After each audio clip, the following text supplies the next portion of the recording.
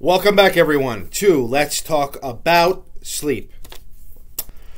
So, going forward on this sleep apnea video series that I'm doing, last video we talked about the oral device, the dental device, the mandibular advancement device for sleep apnea, which is a good, let's say, second line treatment for somebody who has sleep apnea but doesn't want to use a CPAP or can't use a CPAP.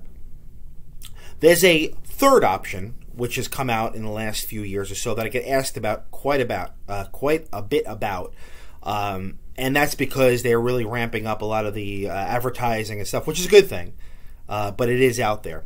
And the device, though, the one that we use anyway, is the Inspire device. Okay, and there's different brand names, there's different types, but they all operate under the same treatment paradigm, which we'll go over in a second. Just some housekeeping stuff. If you like this video, please click like. Please share this and with your friends and family and people who may have sleep apnea in your life. Please subscribe to the channel. When we get to 1,000 subscribers, I will give away a copy of my book, signed copy of my book. In the meantime, you can get this on Amazon. The link will be in the description below. If you have questions or comments, please leave them in the comment section, and I will try to get to them. Okay.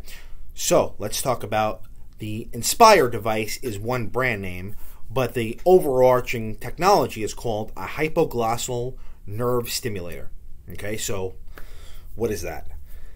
The hypoglossal nerve, cranial nerve 12, is basically it's a nerve that comes out of this region. Okay, comes down here, and it basically controls the tongue muscle, the genioglossus. Okay, so the nerve comes out here, controls the tongue muscle, and and there's two of them, right, from each side, and that basically gives our tongue the ability to do what it does. Okay, side to side, back, so on and so forth. Now, we've talked about this before. When somebody has obstructive sleep apnea, really it's the tongue that's kind of fallen backwards over the course of a night, right? So we got to keep that tongue out of the way. CPAP, right, is the best way to do that. Pressurized air comes in, goes down the throat, is like an airway splint to keep the air space open. Okay? Second line down is the dental device, which we went over last time, right? And what that does, it pulls the lower jaw forward, takes the base of the tongue away from the back of the throat. Okay? What does this do? Well, this nerve stimulator, what it does, it basically, so how it goes is this. It gets implanted into the right chest wall, kind of like a pacemaker. There's a wire that goes underneath the skin, which then goes up into the neck, under the skin, which clips onto the hypoglossal nerve. Hypoglossal, hypoglossal nerve. And what this does is when after it's implanted surgically and healed and calibrated, the patient will turn it on at nighttime with a remote control. They'll just press a button. Okay, and basically what this device does is it sends an electrical impulse to that nerve to keep the tongue basically having tone, let's say. So instead of the tongue being floppy and falling backwards, it's now stiff. Okay, so it can't fall backwards and close off the airway like it used to do. All right, so when we're awake, right, what's happening is our brain is allowing our body to have muscle tone. Right, so we don't just fall to the ground. We have our muscles are active. They're not as active as if somebody's lifting weights, but they have muscle tone. What this device is doing is basically that same principle in the tongue. Okay, so the person puts it on at nighttime, or they press the button at nighttime. It sends this impulse to the tongue to keep it stiff, and that prevents it from falling backwards and closing off the airway.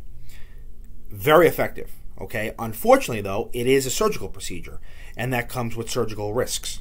Okay, so what I usually do if a patient is interested in this or we have a discussion about this, I will send them to my colleague. She's an ear, nose, and throat doc who does this kind of work. Okay, and she goes over them with the specifics. I don't want to get too technical as far as what the procedure goes, but basically that's the principle behind it. Once it's implanted, then we will do a repeat sleep test to see how what voltage is needed. Okay, so everybody requires a different voltage setting, and we'll go up until we find that the airway is satisfactorily opened. Okay, So it is a pretty well tolerated procedure. Most patients will say, they feel like maybe like some buzzing in their tongue, or like excess salivation. But what's cool is the hypoglossal nerve, this cranial nerve 12 I'm telling you about, it doesn't have a sensory component. So it's not like the people are feeling the shocks going into their tongue, okay? Which is important, obviously. So so that's kind of how it works. That's the principle behind it. That's the technology behind it. Like I said, there are several different companies. Inspire is the one that I'm used to. That's the one that we send our patients to get. But they are out there, depending on where you are in the world or the U.S. And I think down the road this is going to become more and more of a viable option for sleep apnea patients. So it's important to know about it. Am I rushing to get all my patients onto it? Absolutely not. But it is good that it's there. All right, so that's the video for today. Please like this video. Please click subscribe. Please share this with your friends and family. Ask questions. And always talk with your provider about any medical decision making you're going to do. Okay, these videos are just for educational purposes only. All right, so until next time, everybody, sleep well.